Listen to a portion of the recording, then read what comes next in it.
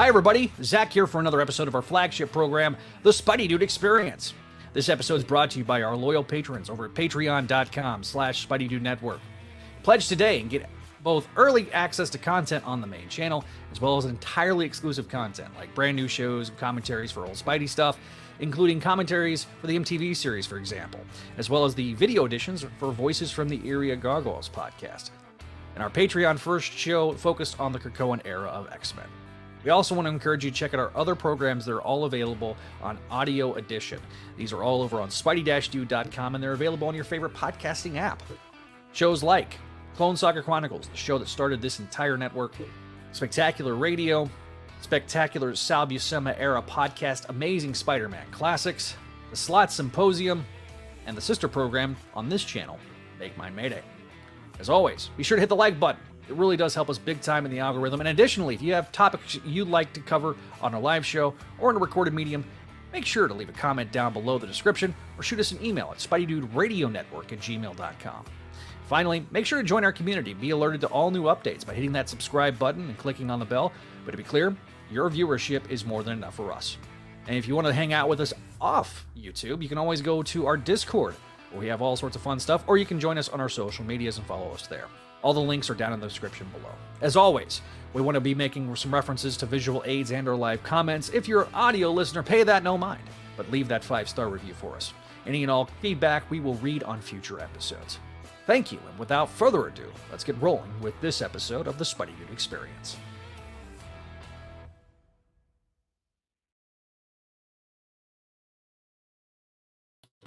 Hello, everybody. Welcome to the Spideydude Experience. I'm Zach Joyner, your friendly neighborhood webmaster and host of the program. Tonight, I will be joined by some compadres shortly, as soon as they can get here, but I figured I would go ahead and get the show started because, well, we're already running late as it is, if you are watching us live. So, got some comments in the comments section. He was placing bets the show starts on time. Hopefully. I said, yeah. 10-minute countdown. Will it start in 10 minutes or 15? So, obviously, it's me. Hi, everybody. Hello. More comments. Apparently Walter knew it. Hi, Ryan, you're here. Thanks, buddy. I appreciate you. Yeah, there, Ryan Reed. So, I see where that time from old voicemail into. I could have painted my room in the during the intro. You know what? I'm not going to change any more intros because I did change the intro to the voicemail because somebody named Walter decided to complain. He's just here to stir the pot. So hi, Walter. Anyway, so I thought I would start the show a little bit talking a little bit about the some of the stuff that I got to do and be a part of recently. And one of those things, I got to meet a couple of creators, and one of those is Jazzy John Romita Jr. And I talked a little bit about Tom DeFlaco, getting to meet him, and a little bit about John Romita Jr. getting to meet him in the last Make My Mayday episode. But I thought I'd kind of just talk about everything. That way I keep it simple, stupid. All right, so first thing I'm going to show off. So there was like a package you could get with John Romita Jr. where you got a bunch of stuff signed as well as some exclusive stuff. So I got this sketch as a part of it, and which is for audio listeners, it is a split-faced sketch of Peter and Spider-Man. So pretty cool there. I got a little bent, unfortunately, in the corner, which I was very upset by, but that was because it was in my bag. Then we got this exclusive print. Now, this print is Spidey. Oh, I got it. Him kind of hanging sort of on a strand. JR signed it for me, and there was 3 different types. There was the sketch that actually had the cityscape at the bottom, the colorized version that had everything, and then this one, which is just the body. So I was the very last person in line, so I got the very last bit of stuff. So there was that on the Jazzy John Jr. So I got some stuff signed. behind me is the What If 105 the signature that I got from Tom, but I also got the J2 issue number 2 variant cover with J2 running on there, signed by Tom. A-Next as well, the variant cover as well. I always liked this cover. This is issue number 3 from this current run, and it's Tombstone ripping up the Spider-Man mask. I always liked that cover. Next up was the cover, which is the variant cover to JMS's new Captain America title. So really beautiful cover here. I ended up getting, this is one of the ones I got at the con because I didn't grab enough books and stuff for it to be signed. So I brought this one from home, though. This is the JMS first issue of JMS's run with John Romita Jr. And then the next two, I'll get to that in a minute. So one of my all-time favorite covers, I've always loved this cover, is the Peter Parker Spider-Man Volume 2, Number 1. There was the alternate cover where he's in the rain, and he actually talked about how that is his actual favorite cover that he ever drew. One of his favorites he's ever drawn. Speaking of the current run, I got the first issue signed. This is actually, I now have 2 copies of this. Joyful, wonderful, very demure. Anyway, so also I got that at the con, and the Punisher Warzone cover, which is actually really cool because it's got this cutout here with the skull. So yeah, classic 90s bulky John Romita Jr. And going back to classic though, I got 2 issues of Amazing, 243, which to hear him describe this cover, his dad fixed it because his dad did the inks. And I remember this cover. When I saw it, I had to grab it. This is a cover that is issue 244. So these are both from the Roger Stern era. I remember this being publicized as one of the earliest Spider-Man cyber comics. And I always was like, that's a really cool pumpkin bomb here. And so, yeah. So, a lot of fun. Great time. I got to take some pictures with them. I'll try to grab that one because I do have the ones with me and Tom already up. There's me and Tom together. He's wearing a Spider-Ham shirt, which is awesome. He was so sweet. He made a joke about Kelly being too pretty for comics, which was, super, super sweet and kind, which was hilarious. But that's actually what he said to me right before we took the picture. So I'm literally laughing at that point. Tom was so sweet. Such a great guy. I think he's going to end up coming back to Houston for another con possibly in March. So I'll get to see him again. I told him he needs to bring Ron this time.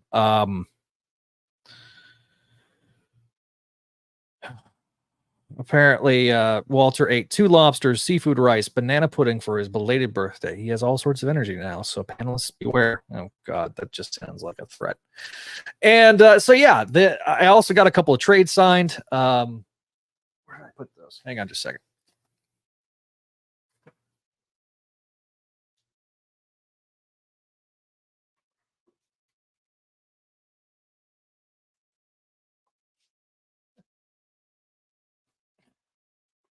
What's really funny, though, is so I got What If 105. Got it signed. And apparently, he usually charges an extra $10 for that. But that's usually because he's bringing books to him.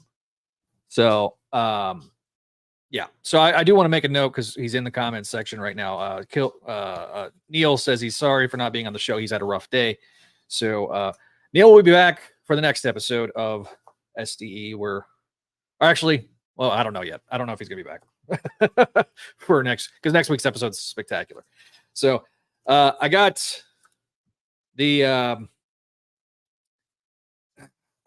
one signed. This is Lost Years. I didn't mean for Tom to sign this one. I meant for Tom to sign this one, which is the Revelations trade. But whatever. He was the editor-in-chief on this. So, no, he wasn't. He wasn't editor-in-chief. I forgot. Anyway, so yeah, this was what I meant for Tom to sign. So I'm going to get this signed by Tom whenever it comes time. If he comes back to Houston. Because the thing is I like with his deal, they were doing, you get a free ticket to the con if you pay for like a $20 sketch or a $20 signing thing. So in place of the What If 105, I pay $20. I get the ticket for March. So I have a ticket. So Neil, if you want to go with me, we can do this. And then finally, Spider-Girl Complete Collection Volume 1, got that signed, which was awesome. All this was awesome. I'm so glad I got to go. And super thankful because my car has been on the fritz. And so some friends helped me out and we went from there. So, oh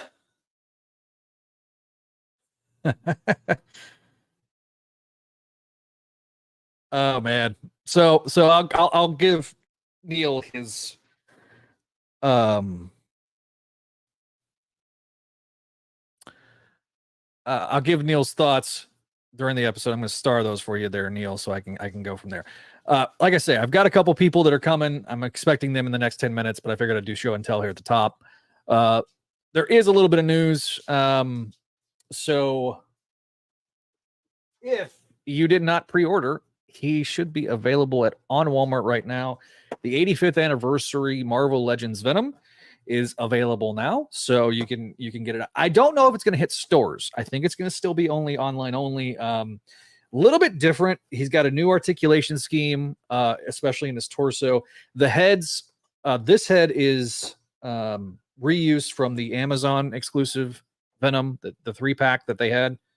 And then this one I believe is new, but I think it's just a redesigned version of the original one. So we'll have a closer look soon on YouTube Shorts. The other thing is the Green Goblin from 2020 has been reissued. Will be coming out in May of next year. So if you missed out on that Green Goblin the first time, chances are you can possibly get your hands on it. It is sold out at Hasbro Pulse, as is the Professor X hover chair. Both are sold out at Hasbro Pulse, but Big Bad Toy Shop and Entertainment Earth both have them. So, yeah. So that's nothing new in terms of like major announcements from Marvel. Going to be kind of, I figured September is going to be kind of slow in terms of announcements, simply because the we got New York Comic Con in about a little over a month and a half. So I figure everything's going to kind of, now that D23 is over, we got New York Comic Con's the next con. So that's going to be when we get more information. So yes, Walter. Well, you're on the show, even though you're not on the show, being in the comment section. So, so Ryan Reed says, I have my What If Spider-Girl special signed by both Tom and Ramen Sal. That's awesome. No, it's really funny. I'm not going to tell you the super. Okay, whatever. So sadly, he put the investment in Last Ronin. Getting a Spider-Man figure collection seems to be far behind me after I sold all my original set in 2014 to settle repairs on his house. So yeah, I look, it's a disease. Don't do it. Don't do it. It's addicting. So, okay. So let me get the other screen up for me, because since Neil is not here to give me the recap, we got a lot of books to cover, and I know I got a lot of books to cover, or a lot of pages to cover. It's not a lot of books. It's only 2 books, but so I'm going to go through issue 49, which is, or 949, is really a simplistic issue. Come on. So there's not much to it, but because it's really essentially a short story. But Zeb Wells, Emilio Lasso is the guest artist. The guest color artist is Brian Valenza. VST's Joe Caramanga is the letterer. Romita Jr. and Scott Hanna and Marcio Mintz did the cover art, were the cover artists. So they did honor Steve Ditko's Disney Legends. He was an inductee for, which is the highest honor. It's like the Oscars of Disney. Stan Lee's already gotten in. Jack Kirby's gotten in. Now Steve Ditko has gotten in, and his nephews helped accept the award from Disney. So we open with a really great opening splash page of Peter swinging through the city. He's trying to make it to the date, and Shay is the girl that he's been trying to see, and so anyway, Peter doesn't have his shoes, so of course he's late. So Peter apparently has a black eye. We get a shot. Basically, we get a split 8-panel grid split between Shay and Peter, and this is a conversation. And this literally goes on for 3 pages. Now, I'm going to say this. Yeah, some of it's reuse. So, this conversation continues to go, and basically Shay is like trying to get Peter to like commit, and then we get Screwball and the Rhino. So everybody's favorite villain, the Screwball, and then we get another shot, split screen shot, but instead of it being a 4-panel grid, it's a 3-panel grid. Peter then runs off, goes to basically tells off the Rhino and Screwball that, hey, they're trying to go on a date, and like, please don't interrupt his date. Just don't be a jerk. Which is kind of weird. The issue ends with Peter kissing Shay, and then they have their actual date, and then Screwball and Rhino just decide to watch like creepers, and that's the end of the issue. So, oh man. Okay. All right. I'm going to say this to you, and you're gonna get me on a rant because you just did. Here's my thing about Shay. The discourse around Shay is ridiculous. She's a brand new character that's appeared in a total of 5 issues. They have tried to make something. What this does is this gives Peter a win. Okay? If it's not going to be Mary Jane, and you're talking to a guy that wants Mary Jane and Peter to get back together, I have made it. This is the 4-year anniversary of the show. For the last 4 years on this show, not to mention the 15 years that I've been on podcasting, I am a Peter and MJ fan. This did not bother me. Hi, Adam. Welcome to the show. Hey, Zach. You got me in mid-rant. Yeah. I did show and tell. I was stalling for time. I don't know where the other two are. Anyway,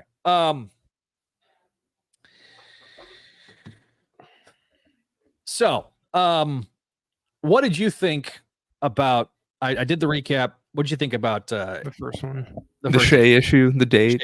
Yeah. I mean, I don't know. It's, well, first of all, I thought the I can't tell you why I'm late excuse was weird. I feel like, I mean, do people buy that stuff in that's I feel like if I was her, I'd be like, okay, this is done. Like, cuz I don't know, that I thought that was odd. Look, the fact that she's given him this many chances, this is what, their third date, or third attempted date. Mm-hmm. Stuff happens. Okay, as somebody that is semi-active in the dating scene, Mm-hmm. and has plenty of experience, given that I was married twice.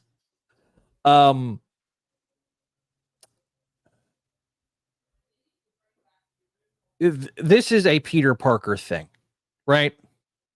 Peter's always late. This is the Parker luck, right? Sure. The Parker luck is built on irony. He wants to get to the place he wants to get to, but some stuff happens, and this turns that trope on its head. Yeah, which is a little refreshing. I get it. I just feel like, I can't tell you why I was late. Like, I don't know, that something about that. Like, I feel like that sounds like red. I feel like if I were a woman, like that would be red flag. Red flag. Especially if it keeps happening. Like, it's like, well, I gotta go. Where are you going? I can't tell you. It's like, oh, I was late. Well, where were you? It's like, well, I can't tell you. It's like, huh? Like Pete, you've had 10 years, essentially, as Spider-Man, and been on scores of dates. You would think, Pete, you would be better at this. Yeah, you'd have a better excuse. Like, come on, man. I did think it was an interesting concept to basically have him as Peter Parker go and say, "Hey, villains, you're ruining my date. Can you not do that?" But it was also kind of like, I don't know, like I feel like that hasn't really been done before. But also it's kind of like, it's also kind of a weird thing to do. There is the question: is it in character for Peter to do this? And I that is a question that I feel like is legitimate. Yeah. Would Peter be doing this with Mary Jane? Well, it'd be different. Probably. Because, it would be different because, but I guess it would depend on like if she knew his identity or not at the time. Yeah. So exactly. And I think even if that was the case, like Peter's gonna go, I'm gonna handle this. And I think it would be very endearing to MJ if that were the case. Because if he did that and said, "Hey, I handled it, we're good." The context does kind of matter here because people would probably be like more forgiving of it if he were with Mary Jane. This is just some rando. Yeah. In the grand scheme of things. Yeah. But here's where I get really, really frustrated.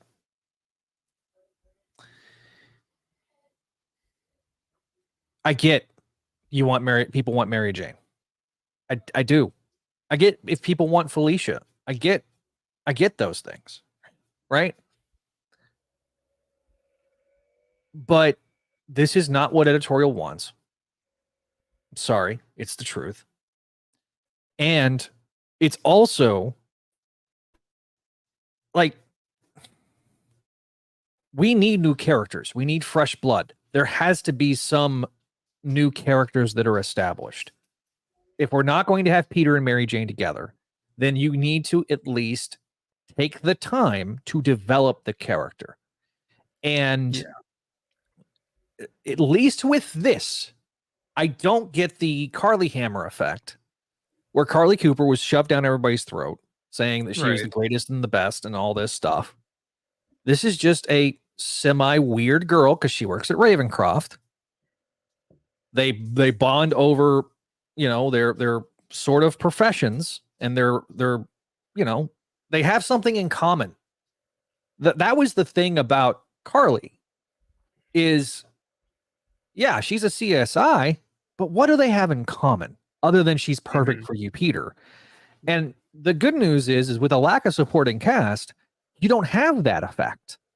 And so at least here it's telling and not showing. And I think that's a very big refreshing take. And that's why I kind of like it. Tevia thinks it's not going to last past this run. I disagree.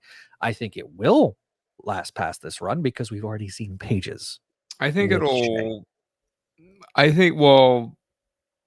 by when is it, like probably March next year? We'll see if it lasts till like March next year. They had nothing in Tevia.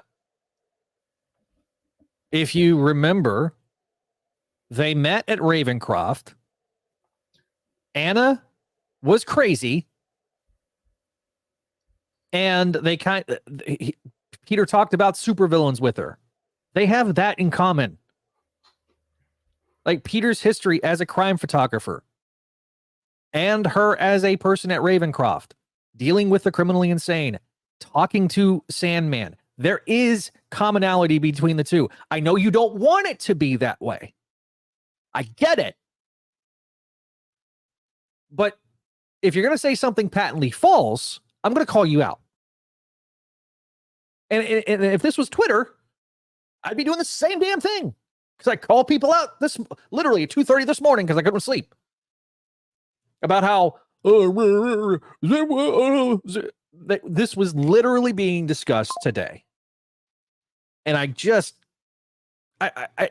people were like, they brought up JMD. And I'm like, y'all understand. One, JMD is doing history comics. He's not doing anything current. He wants to do stuff that's current.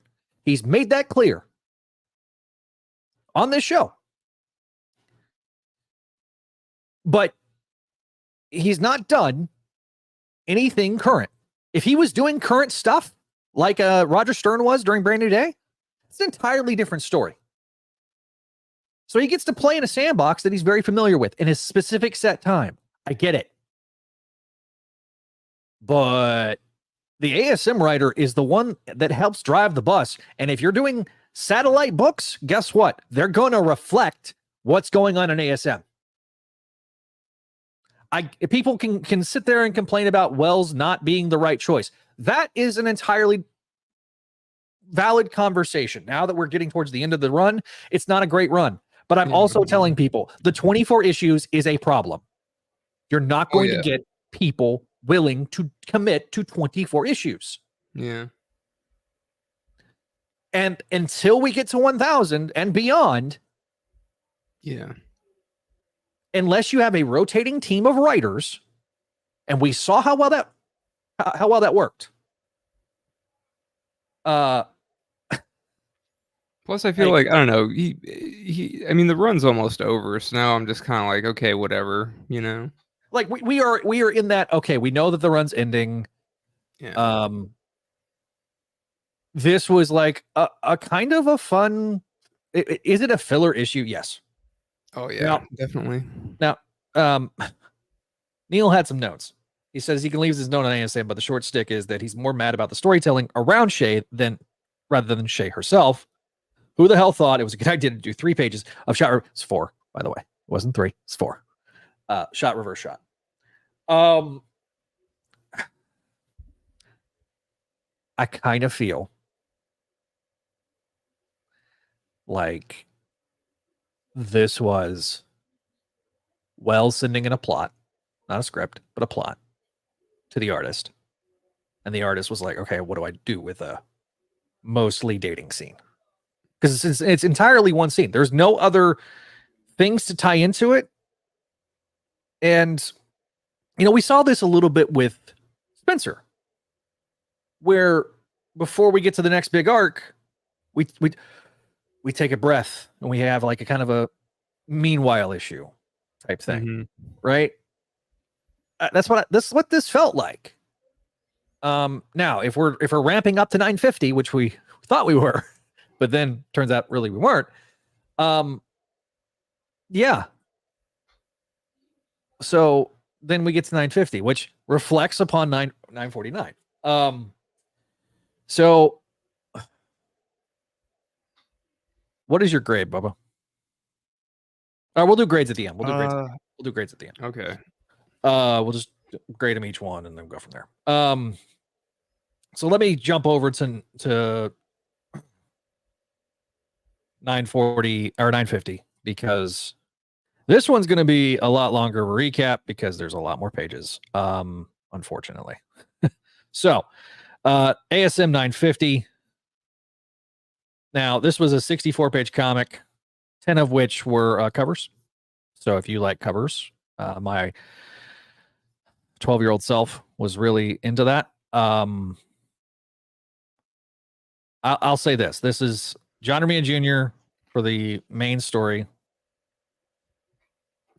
So our issue opens with Mozambique, where classic Tombstone with the flat top is on a safari with Wilson Fisk, aka the Kingpin.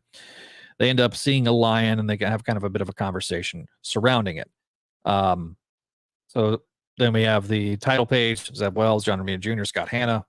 Mintz is the color artist.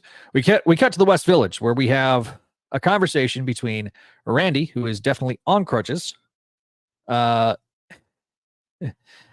Peter. And so they're kind of going back and forth. Turns out that Janice was there the entire time. So Peter then leaping out through the city. We cut to Harlem, where Spider-Man basically runs into a bunch of gun runners, kind of doing the whole "I'm helping out Tombstone" type thing with a Rabbit. And we get to the Edge nightclub, where we have Tombstone being informed of what's going on. Turns out he's got pictures of Peter, and looks like Peter and Mary Jane. They were following him. We cut to the Daily Bugle, where Robbie tries to reintroduce everybody that's working there to Peter, and it doesn't really go well. So Peter thought he's going to get a job, but it's actually not about that. That's what I was hoping, honestly. Yeah, I kind of was too. Like, this was a good fake out, I'm not going to lie. But Robbie was like, I'm concerned about my son and Janice.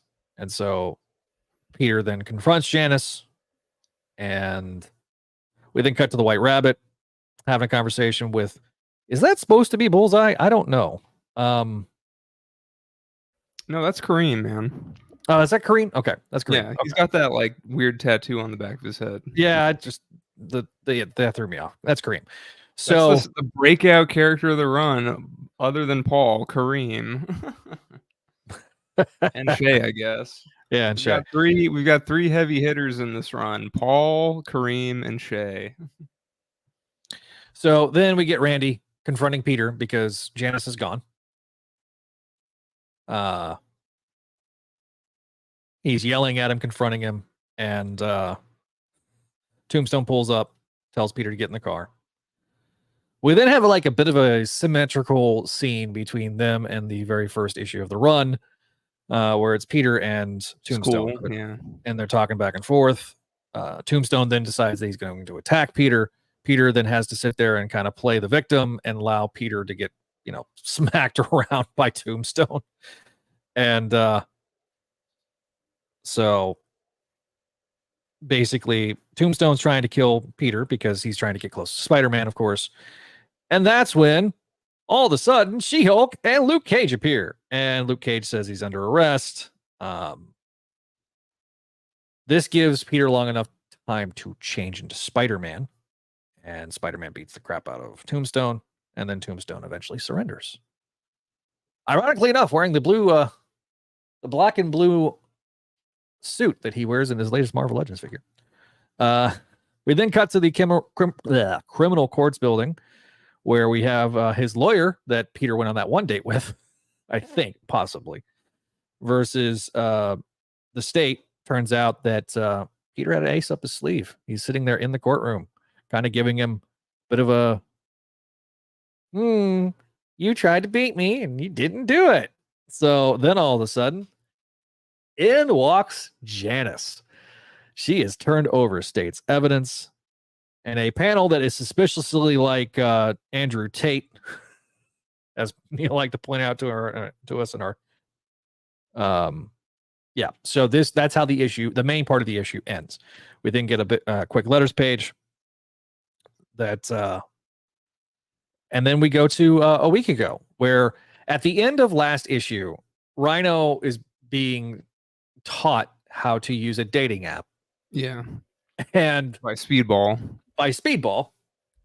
And so eventually we open up with a Coffee A Go-Go in New York City, and it's this woman and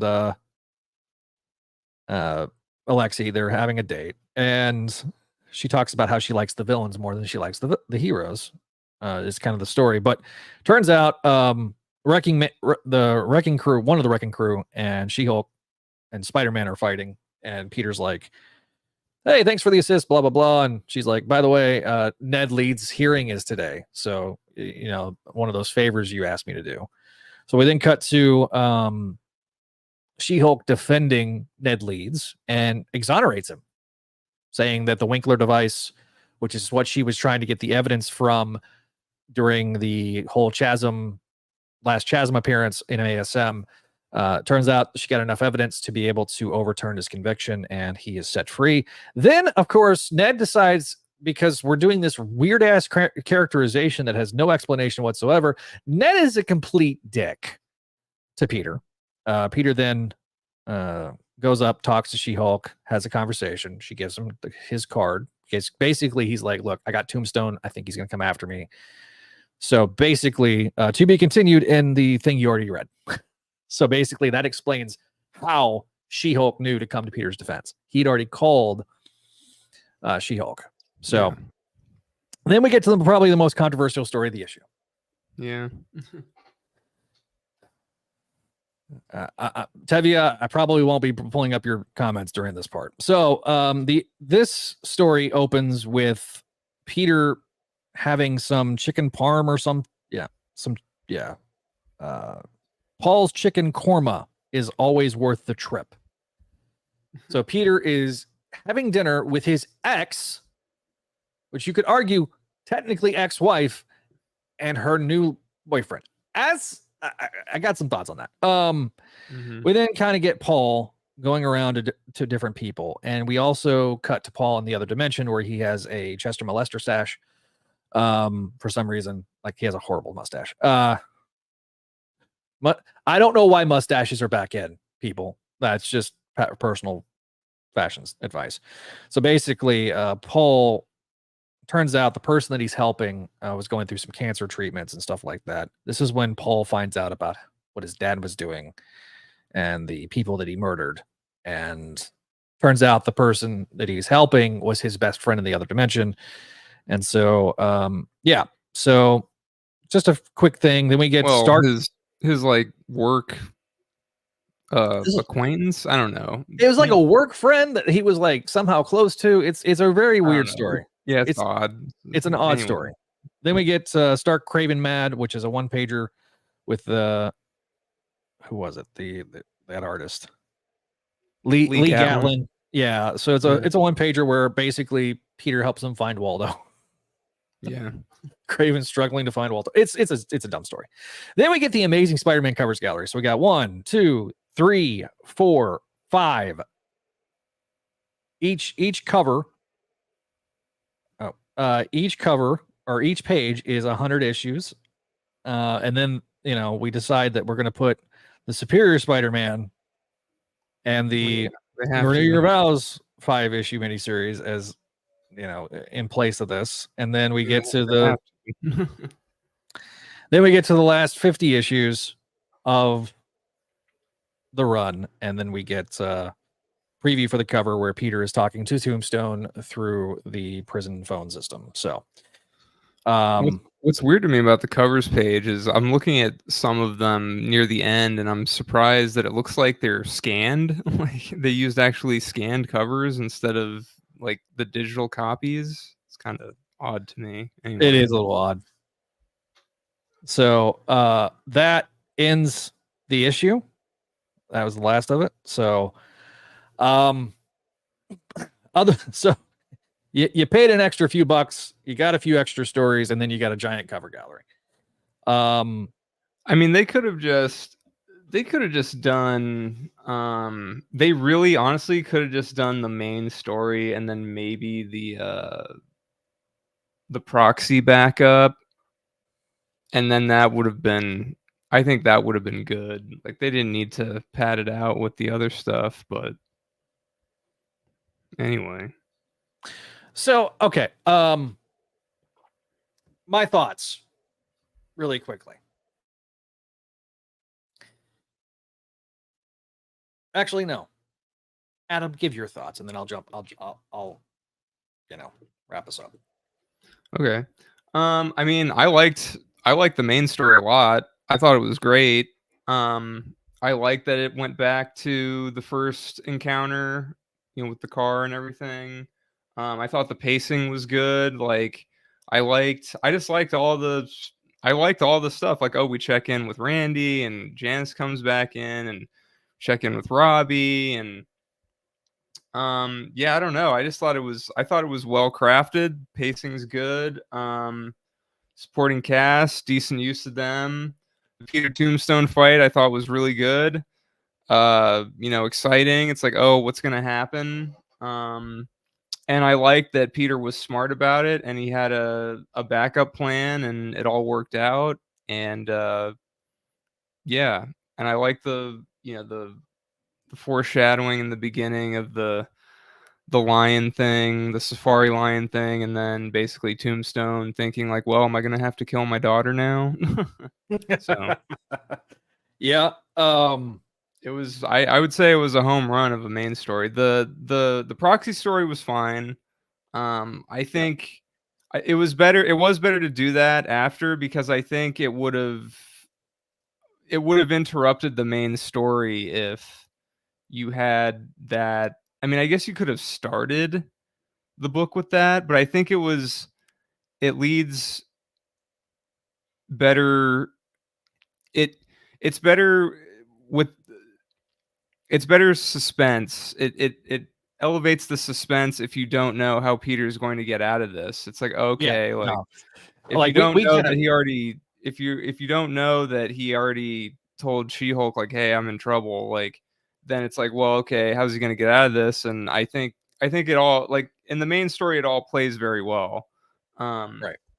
But I mean, fleshing it out at the end, I think was the right move. The Paul story, I just don't really care about Paul. I don't really know why we're doing this. Like, I mean, I get trying to flesh him out more, but it's like at this point, I kind of don't care. It's like, just kind of let's just kind of forget about him, leave that be, and just kind of have that just fade, this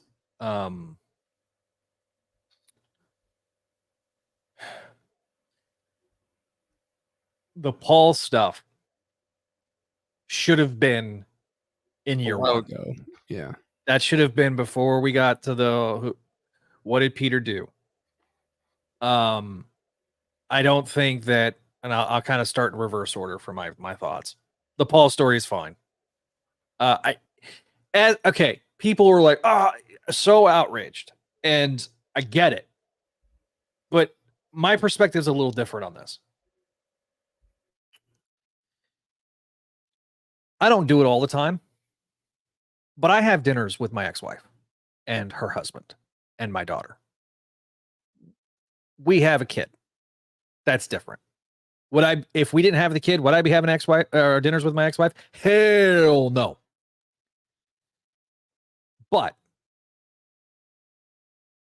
for me, it's important for my daughter to see that her parents can have a functioning relationship together. And that she gets along, that she sees that I get along with her stepdad, bonus dad, and we get along together, right? So we are friendly. So in a sense, I get it. The problem is the difference is that there's that bonding agent of a child that Peter and MJ don't have. So that makes it weird. Would I be having dinner with my second wife and her girlfriend? No. Probably not. I can't imagine doing it on the regular. So it is awkward. It's one of those, it's one of those things where it's like, well, see, they're still friends. That's what they're saying. They're like, oh, Peter and Mary, there's no bad blood or whatever. Like, everything's cool. Like, so Peter comes and has dinner with them every so often. And it's like, yeah, I can see that. But it's also it still is odd, because it's like,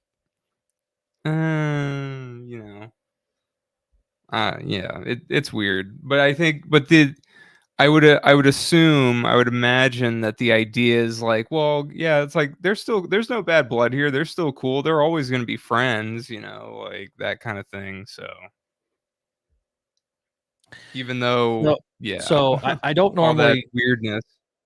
I don't normally like to highlight rumors. Mm-hmm. But Spider Talk threw it out there yesterday or 2 days ago that he has it on good authority from someone inside of Marvel. This whole mess with MJ and Paul will wrap up with the return of Kindred. Look for this clue from the cover of issue 2 of the Wells run. So maybe the Kindred saga is not over yet. I mean, that kind of sounds like he's bullshitting to me, but you know, I don't know. It's not April Fool's Day. I mean, something Kindred, Kindred is wrapped up. Like, Kindred's done. They, you know, that chapter is closed. Yeah, But why are we drudging up Kindred to wrap up a Paul and MJ plot? I mean, that's why I think he's just bullshitting, because like the Kindred thing wasn't satisfying to a lot of people, even though that had a pretty definitive ending, I would say. So yeah, and look, guys, I'm in complete agreement with the shenanigans of including Superior and Renew Your Vows as part of the legacy numbering. I do. The only justification for it, in my opinion, is that replaced ASM. Well, yeah. And so since that was replacing ASM, that's included, because I think they do the same thing with like Future Foundation and Fantastic Four as well. So well, yeah, they've done it is that image is photoshopped. It's not the original cover from ASM. Oh, so he is BSing.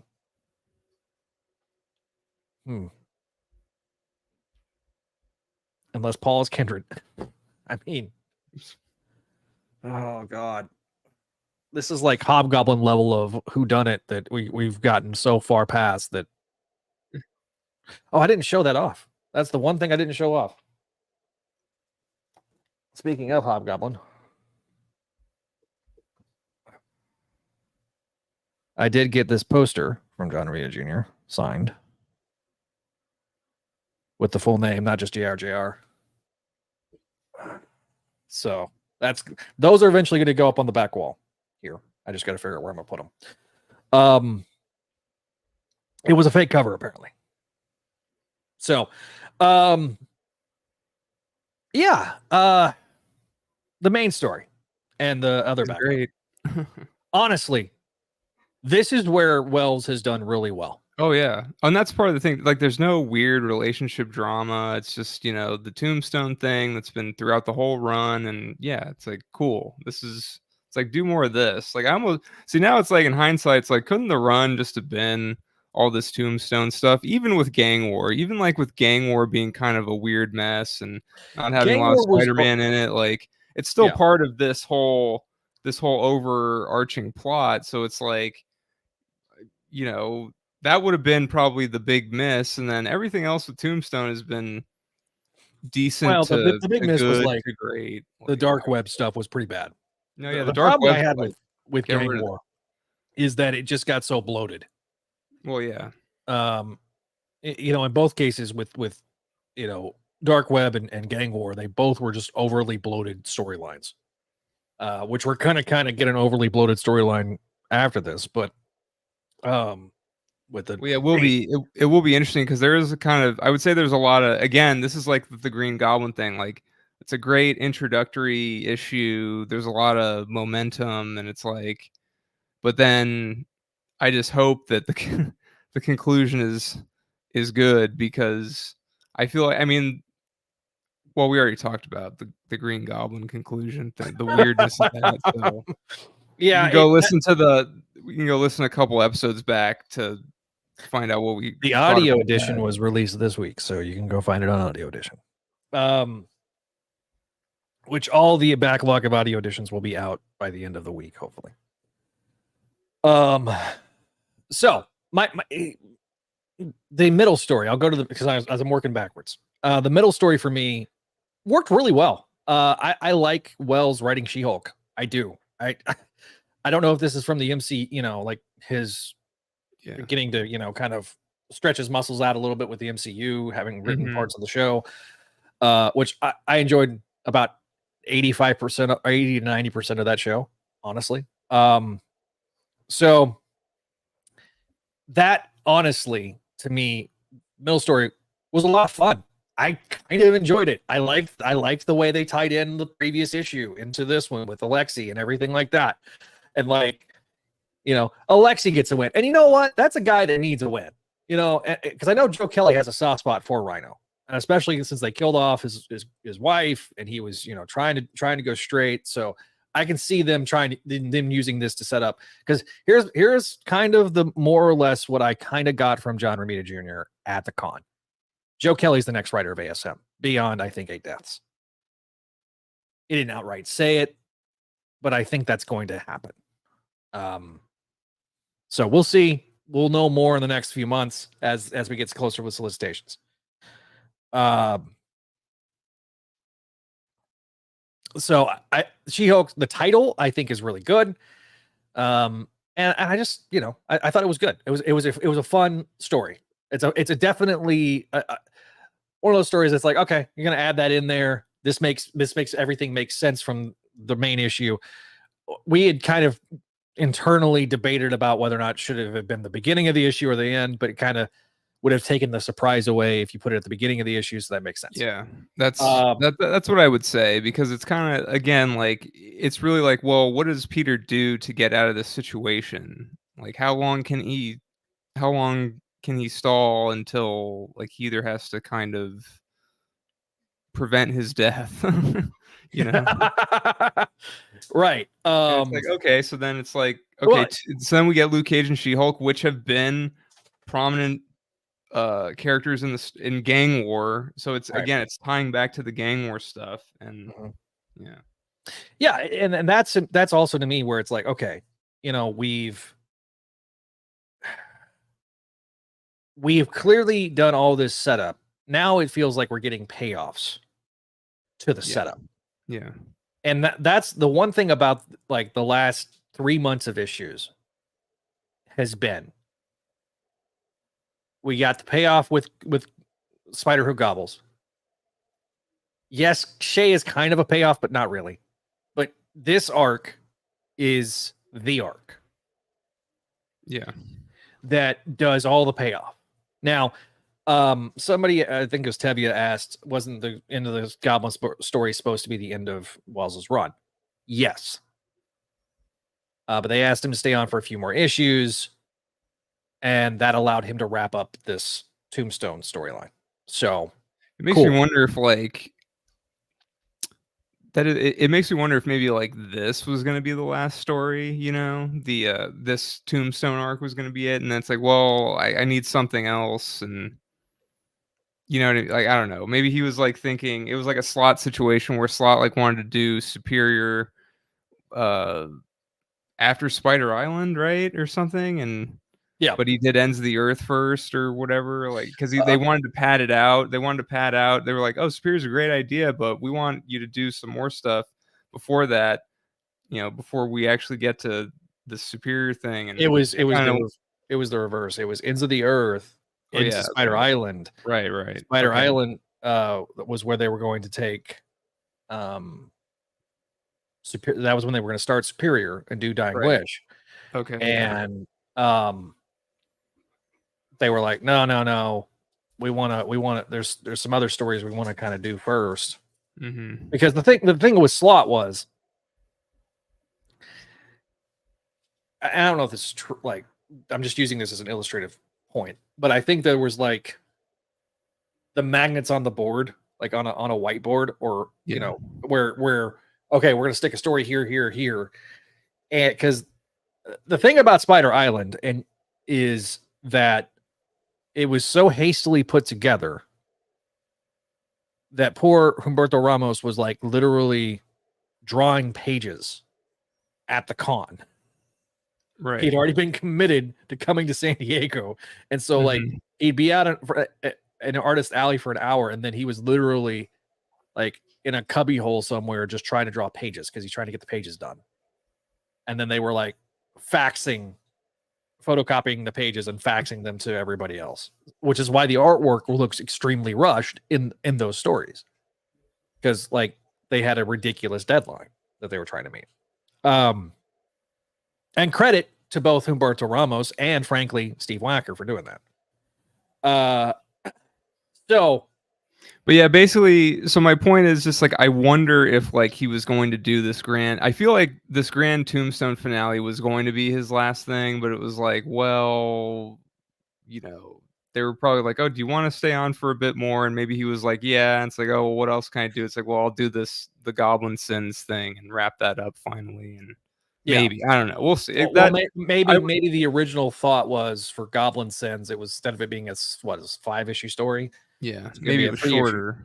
Yeah, maybe it was gonna be 3 issues, and the Shay story wasn't gonna probably happen. And then this would have been like the 950, and that would have been like the final issue, which would have made sense. Yeah, would have made sense. You would have had that nice round page that was just the end at the end of 950. And it's like, okay, there you go. Yeah. But no. We got 4 more. Well, we got 4 more. Is it 54? Yeah, 54 is the end. So we got 2 more months of this story. It's basically this month and next month, and then that's it. Yeah, because this is last month's books. So yeah, the September books gonna hit. Which we're probably gonna be doing this. This is probably gonna be the way we're doing the schedule. So we are going to take a small break here in the month of September, and this kind of leads me to the next. Let's do grades first, and then we'll go into the kind of the reflective part of the episode. So grade on each issue. For 54, I'll give it a C. Ooh, a C. So what? Maybe a C plus, but probably just a C. I don't know. C plus, something like that. All right. We'll be generous. We'll give him a C plus. We'll give him the plus. So C plus. All right. What about 950? 950 is an A. Even I'll just give 950 an A. Like even. I mean, the backups are whatever, like the Paul backup, whatever, the proxy backup, that's fine. The Lee Gatlin one is cute. Overall, it's just it's an A. Like the main story I think is what matters in this case for me. So that's an A. I'm gonna be controversial here, and I'm gonna say B minus. For 54. For 54, 849. B minus for me. The story didn't bother me all that much. I think it's just kind of a cute story. I do like that opening splash page of the Spider-Man. That may end up being the no. I think we've already got the audio cover, so never mind. But the next one, I'm with you. It's an A for me. 950 was kind of like, oh, this was good. This is good stuff. Though I do desperately wish that Tombstone had his flat top again. Oh yeah, and I wanted to say, because what was it, the spec episode we were talking about Tombstone, is like, I don't think he had he didn't have like his I didn't remember him having hair really in the beginning of this run. Because he basically hasn't had hair, like he's had like a little bit of hair this whole run. And you were saying, well, it got burned off after his house explodes or whatever. And I think you were right. The reason, because I looked at that issue again, but the thing is his hair in general at the beginning of this run, it's very short. He still doesn't have the flat top, but he has like, his hair is like really short. Yeah, so it's that's like really shaved. Like, yeah. So that's why I'm thinking like, oh, okay, he hasn't really had hair this whole run. But no, I think but he did. It was short, and then it basically burned off, and it's been sort of growing back. Now he looks like me. Yeah. So yeah, I wanted to get that out there. Yeah. So to correct the record. So we were both right. Basically, yeah. So okay, bring back the flat top. We did get it in the beginning of this because that was a little flashback thing. So yeah, it's like because then he looks more like Tombstone with the flat top. Yeah, dude. Yeah. So fun fact, I don't know if this is going to actually happen. He did talk about Shotgun. Romita Jr. did. And he had pitched that Shotgun was going to be Tombstone's son. Gasp. That he doesn't know if they're going to do it. But he really wanted to reintroduce the character because people were like asking him, about the collaboration with the different writers. And, Romita Jr. goes, look, I'm more old school. I want plot. Just give me the plot. And I think that's why he's drawn so many issues. He told us that if Marvel would let him, he would draw all 24 issues a year. Now the way he described, I hate putting words. Still seems like a lot, though. I don't know. Yeah, it does. He's loving. By the way, other than Spider-Man, the character he wants to draw the most is Daredevil. He's loving doing the Daredevil covers. Those are good covers. He widely regards Man Without Fear as one of the greatest works he's did.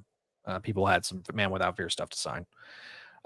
He also talked about how it was supposed to be a one-shot that turned into a miniseries because Frank Miller just dumped like 80 pages of material. That's right. Yeah, you were talking about that after the show. I was like, wait, because I just thought about that. I was like, wait a minute, I heard this, and that was because you already mentioned it. Yeah, I mentioned this to the guys because we were,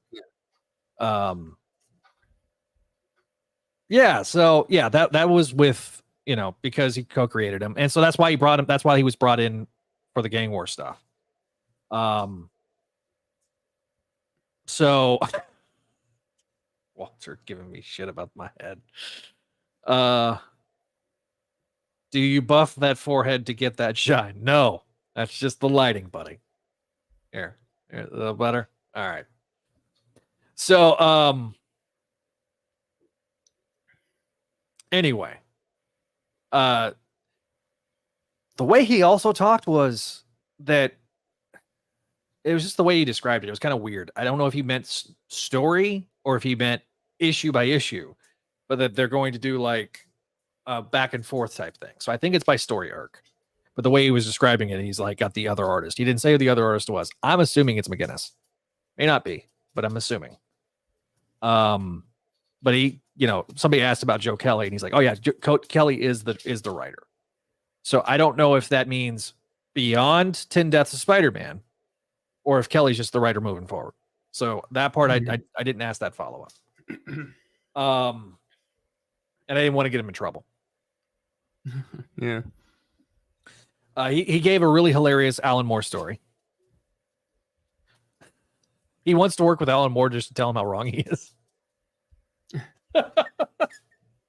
So apparently because he voted for a politician in the 80s, or might have voted for a politician in the 80s, let me rephrase that, that Alan Moore did not like him. And they apparently went to dinner one night at an Italian restaurant. And Alan Moore's beard ended up getting in his food. Into John Romita Jr.'s food. Man. So he's like, I ended up sending it back.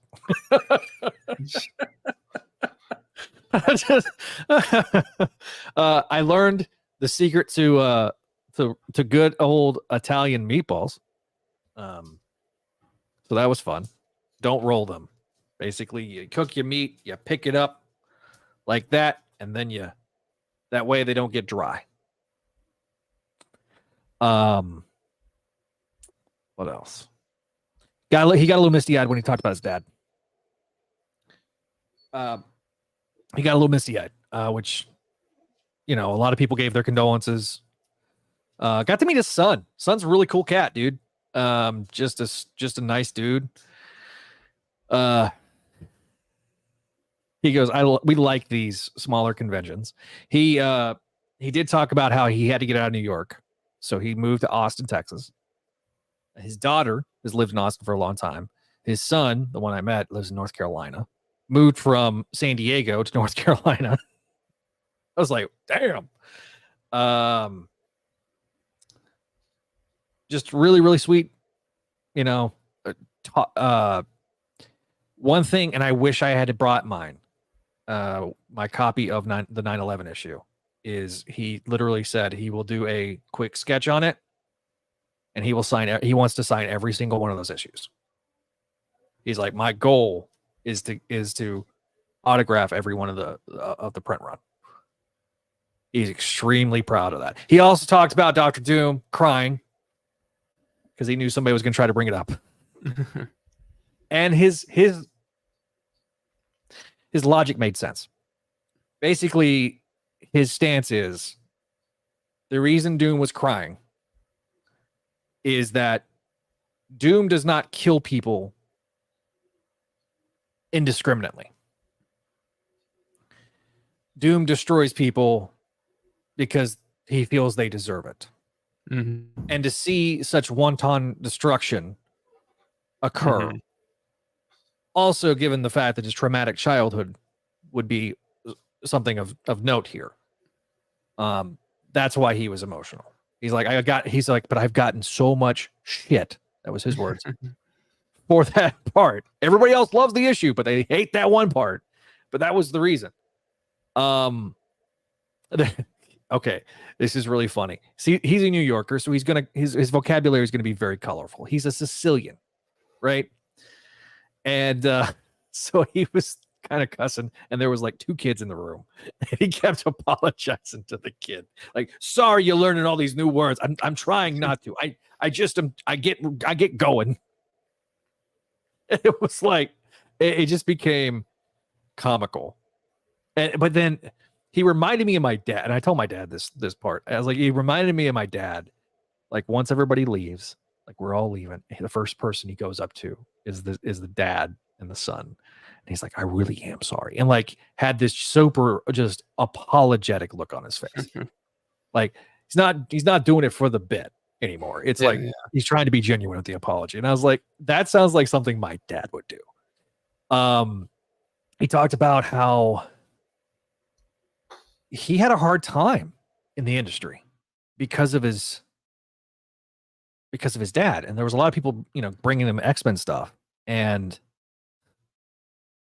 the backup in X-Men was kind of how he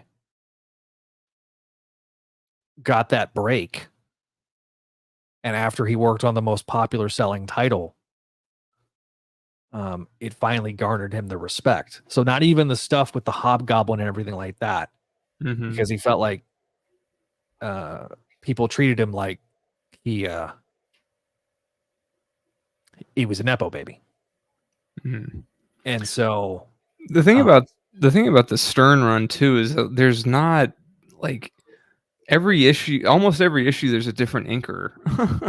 Yeah, there's a lot of different, like, because at first he has Jim Mooney like is his inker, I think, for like the first half or so, and then it goes it's like everyone almost, like there's a lot of, like, every other issue it's a different person, and it's like, oh geez, like it seems like there was, I don't know, something going on back then, like, I don't know, issues, like, I don't know, there wasn't like a steady, the team, well, the Stern and Romita Jr. team was steady, but like everything else was kind of like in flux, which given what was going on at with Shooter and everything like that.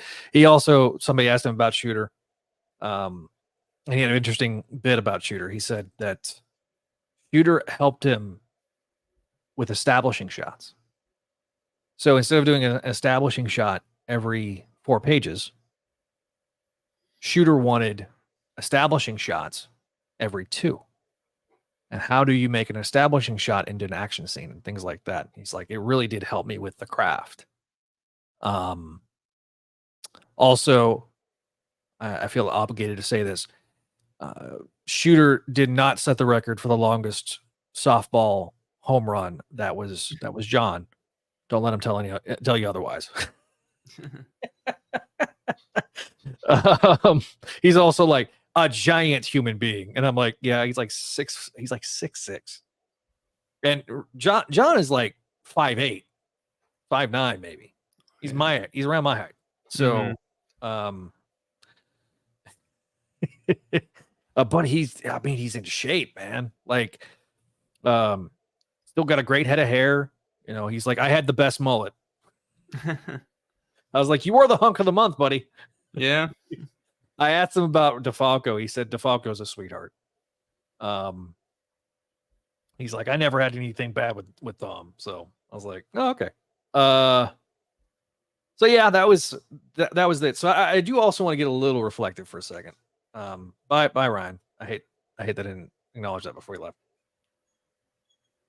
Today is the 4-year anniversary of the show as of this recording. So we're going to do obviously the celebration because it's so close to episode 100. We got 2 more episodes after this. 2 more episodes after this, and then we get to episode 100. So we'll do the live callers. And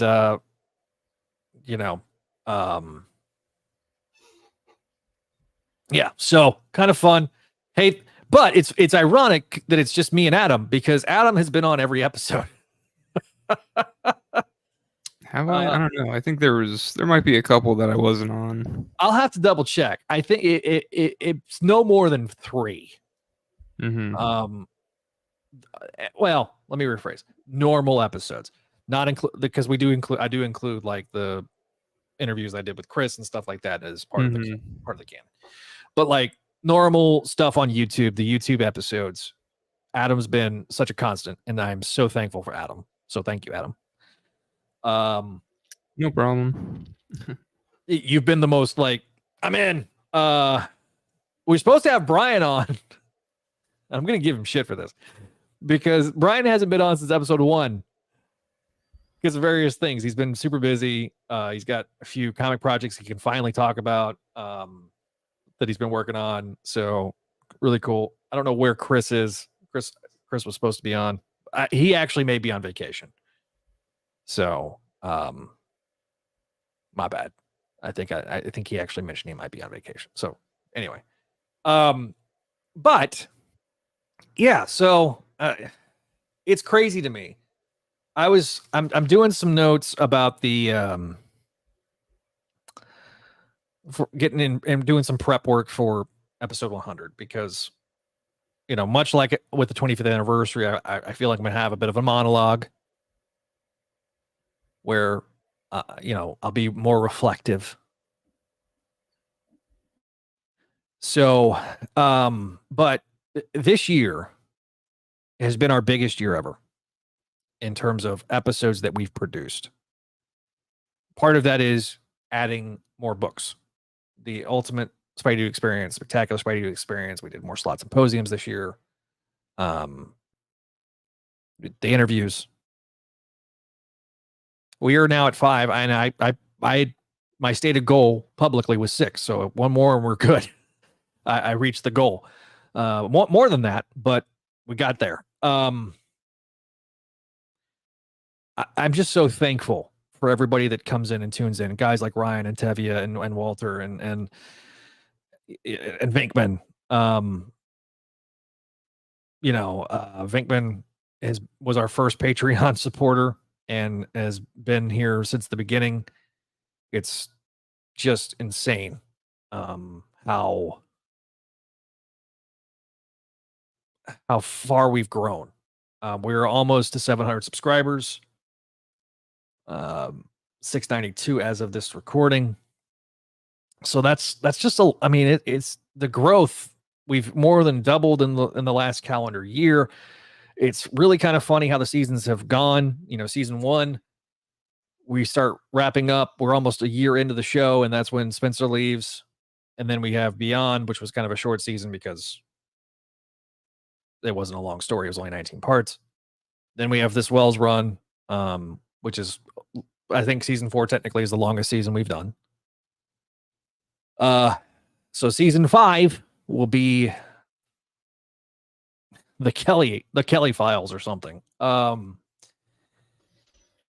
8 deaths at least, and then probably yeah. We may end up being another short season. Of course, we're not going to be doing like the numbering and stuff like that.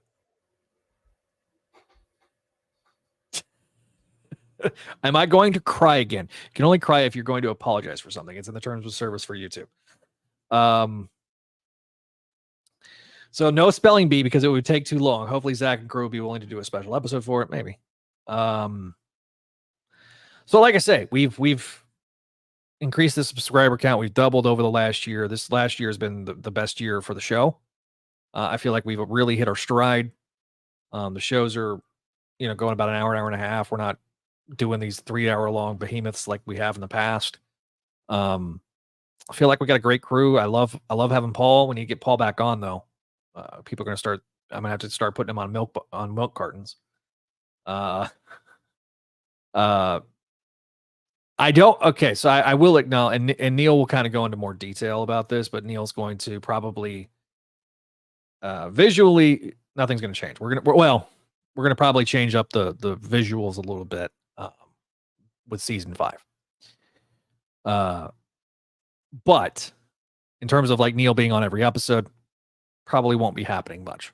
And he'll go into it. So, yeah. Joe Kelly with R. Kelly. Yeah, it's true. I make my Mayday. It's evolving. So we're not gonna. We've exhausted all the stuff. So now it's gonna be the fandom time capsule that she wants, and so we talked a little bit about that last episode.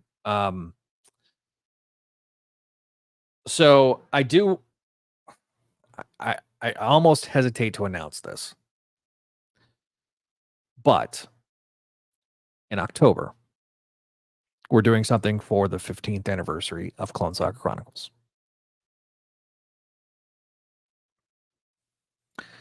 So I've talked with the boys. We're going to try to get together and do something for the 15th anniversary. So plan is middle of October, we're going to record it and then probably release it on an off week. So the schedule for the next couple of episodes, as I pull up on the calendar, is going to be next week. We will be back with Spectacular. And then the week of the 18th, we're not doing anything, taking the week off.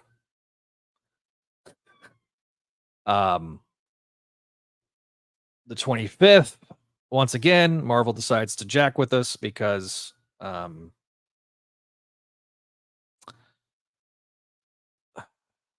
they decided to release 3 books on the same day. Thanks, Marvel. Which is just really annoying, by the way. Oh no, two books on the same day, not 3. ASM 58 and Ultimate Spider-Man number 9. So we'll do Ultimate first, so that'll be the 28th, and then the first week of October,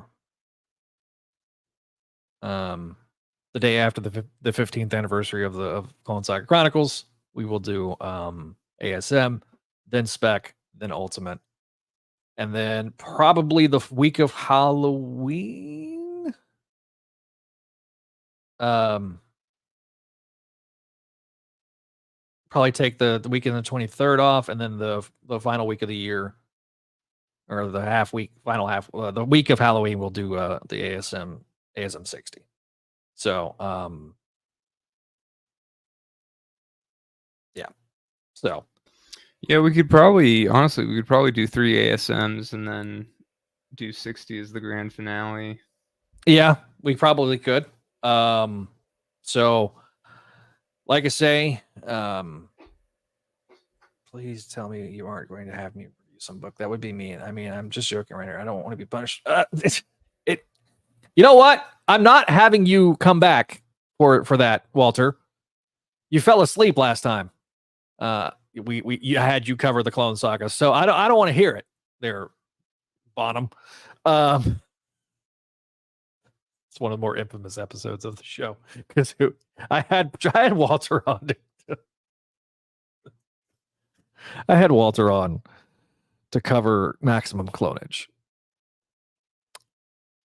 It was a mistake. So like I say, nevertheless, we will 15th anniversary of CSC. Probably that week that we're going to be taking off. It's probably gonna be perfect. So gonna be pre-recorded. Won't be live. Just trying to get the guys on live is just difficult. So it's gonna be easier for us to pre-record. Me and Neil did finish off the commentaries for MTV Man. So all those are available on our Patreon page. Patreon.com/Spideydude Network. Got any final thoughts there, Adam, before we start getting out of here?